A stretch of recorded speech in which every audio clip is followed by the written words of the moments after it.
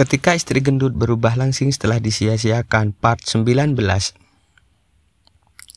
Nena berdiri dari duduknya mengenakan high heel sangat memengaruhi postur tubuhnya yang seketika menjadi tegak, dada membusung, dan pantat terlihat penuh. Levia tersenyum puas ketika melihat Nena yang baru berdiri saja sudah mencuri pandangan tamu lainnya.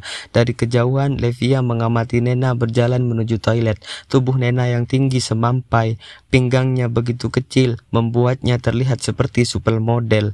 Levia terus mengawasi Nena hingga hampir melewati meja Raswan dan kawan-kawannya. Istri sang komandan kompi tersebut jahil, rasain kamu Om Raswan, hihihihi. Di meja yang lain, beberapa prajurit berpangkat sersan yang hari itu sepakat datang memakai batik panjang duduk bergerombol, yaitu Raswan dan teman-teman akrabnya. Aku gabung kalian aja lah, seru Rudi yang duduk gabung dengan adik-adik letingnya. Ini khusus bujangan bang, ledek Singgih sekedar bercanda saja. Ah damput, itu loh Raswan bukan bujangan, tapi gabung di sini juga, omel Rudi. Raswan terkekeh pelan. Sandri nyeletuk, Raswan kan sebentar lagi bujang. Iya toh, pria berwajah manis itu menengok dengan alis agak naik. Tawa Raswan berubah menjadi senyum kecut. Kemarin sore dia melihat Sandri mengikuti Nena lari sore. Sekilas ada firasat Raswan sebagai suami bahwa sahabatnya seolah serius ingin menikung. Emang beneran kamu jadi pisah Ras? Celetuk Yoyon. Syukur deh kalau beneran, hehehe. Sandri menengok ke lobi, memperhatikan Levia dan Nena yang baru masuk ke lobi gedung lagi. Padahal kedua wanita cantik itu sudah datang sejak tadi, tetapi belum ada yang menyadari karena keduanya sempat keluar lagi.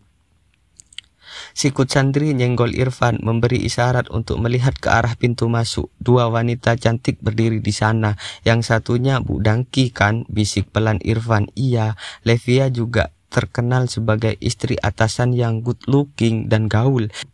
Kepribadiannya tidak kaku, juga ramah. Itulah dia cukup menarik perhatian orang-orang juga. Hanya saja tak ada yang berani macam-macam atau menggoda karena dia istri atasan. Kalau sebelahnya siapa? Penyanyi band kah? Tanya Irfan lagi sambil melirik ke depan, lalu mengawasi band pengiring pernikahan yang diisi oleh dua orang penyanyi. Kayaknya bukan ya, Irfan menjawab Sandri. Sandri dan Irfan yang sejak tadi berbisik-bisik membuat rekan-rekan lainnya ikut penasaran. Pada bisik-bisik apaan sih? Tanya Rudi. Itu loh bang, Bu Dangki sama temannya nongol di pintu loh, sahut Irfan.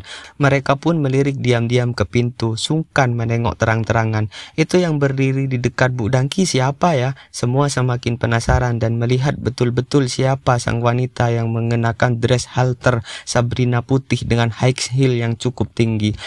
Bukannya itu istrimu ya Ras? Mata Raswan juga membelalak kaget. Miss, nah seru senang Yoyon. Raswan tak lepas pandangannya dari Nena dan Levia yang ngobrol dengan iringan tawa kecil. Terkadang ia lupa kalau itu istrinya. Nena di sosok yang baru terasa seperti wanita yang baru dikenalnya lagi. Dikenal dan tak terlalu akrab. Alhasil menghasilkan suatu kecanggungan dari hari ke hari. Raswan dan Nena akhir-akhir ini.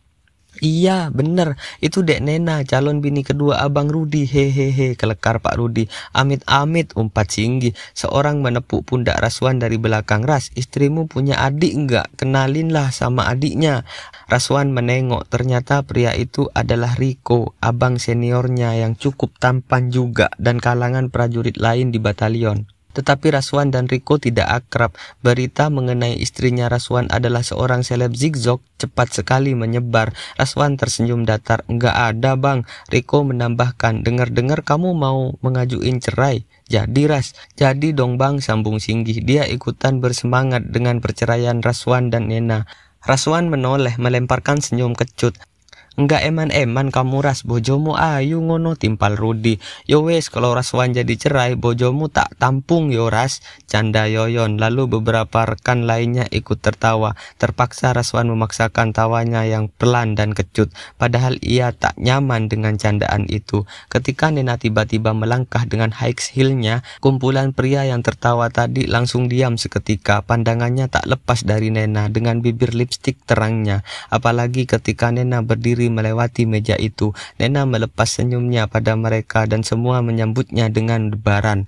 Alamak, pulen depan belakang, kalau dipeluk anget banget, ucap Riko. Jangan gitu kok, bagaimanapun masih jadi istrinya Raswan, celetuk Sobirin yang duduk di depannya. Yoyon menyela, enggak apa-apa bang, Raswan gak bakal marah, dia udah ada yang lain, hehe. Kalimat Yoyon sangat menohok bagi Raswan, seolah menunjukkan jika ia benar-benar sudah tidak ada hubungan dengan Nena. Raswan menyadari jika ia akan kehilangan sebuah permata indah. Ras, kapan kamu mengajukan cerai? Wis endang cepet Ras, aku tunggu jandanya Mbak Nena, janda Sandri, dan mereka kembali tertawa-tawa. Raswan tertawa datar, dengan pikirannya jadi kemana-mana. Mata Raswan masih terus memandang ke Nena yang berjalan hingga menghilang di belokan jalan. Tiap lihat dia, hati berdesir-desir terus. Nena memutar-mutar tubuhnya, berusaha menengok rok bagian belakangnya dari kaca toilet.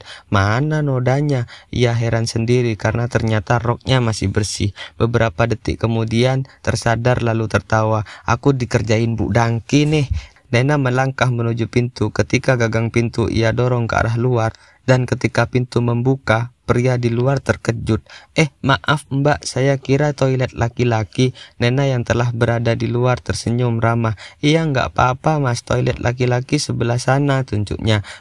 Beberapa waktu mereka saling bertatap, kemudian Nena merasa mengenali wajah itu. Mas Fatur ya?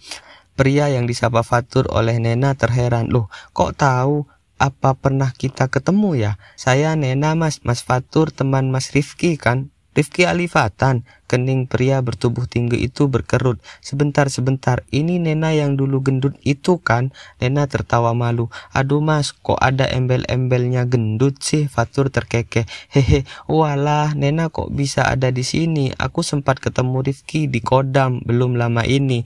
Nena lega, Fatur masih ingat akan dirinya, setidaknya jadi tidak terlalu canggung. Dulu ketika Fatur masih duduk di bangku SMA, sering bertandang ke rumah Rifki untuk mengerjakan PR atau sekedar main. Karena rumah Nena dan Rifki dekat, hanya berjarak beberapa meter. Jadinya Nena hampir mengenal semua kawan kakak sepupunya yang sering main ke rumahnya. Iya, Mas Rifki juga cerita kalau bertemu sama Mas Fatur. Kalau saya di sini karena si mempelai pria yang nikah ini adik letting suami saya dan kami dapat undangan mas. Oh, suami kamu berarti satu batalion sama yang nikah ini ya? Iya mas. Walah, berarti satu batalion juga nanti dengan saya. Nena tersenyum, sebenarnya dia sudah tahu kalau Fatur komandan peleton yang baru. Iya, saya sudah tahu juga itu mas. Mas Fatur jadi pembicaraan orang-orang di asrama. Ada Danton baru, kata mereka, ungkap Nena seraya menatap wajah bersih pria dengan setelan celana kain hitam dan batik tulis kombinasi berlengan panjang. Aku baru aja pindah beberapa hari setelah sekolah Capa, kemudian penempatan di Yon ini. Cerita pria yang sudah menginjak kepala 3 itu jaraknya sekitar 7 dari Nena.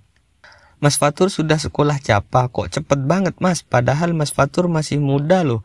Fatur tertawa. Nena pikir yang Capa itu udah tua-tua ya. Nena tertawa kecil. Maaf mas. Enggak apa-apa, tapi saya memang yang termuda ketika sekolah kemarin. Fatur bisa langsung akrab dengan Nena, padahal lama tak berjumpa. Mungkin karena telah kenal belasan tahun lalu. Beberapa saat mereka bertatap dan berbincang, kemudian Nena mohon pamit. Fatur menyelipkan kedua tangannya di saku sembari memandangi Nena yang berlalu pergi. Terlukis senyuman di wajah pria muda itu. Bersambung.